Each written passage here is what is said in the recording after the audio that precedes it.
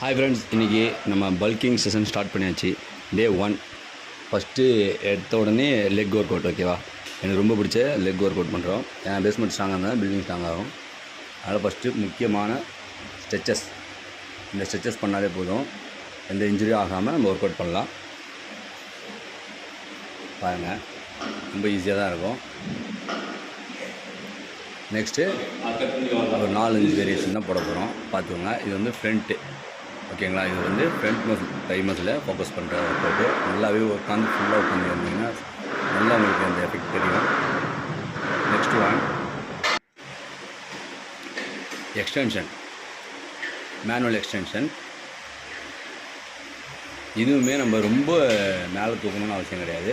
அது கரெக்டாக தைஸில், front தையில் effect தெரியுதா, அவ்வளோ தூரம் தூக்கினாலே போதும். இது ஒரு 3 செட் போடுங்க, வெயிட் இன்க்ரீஸ் பண்ணி. Next one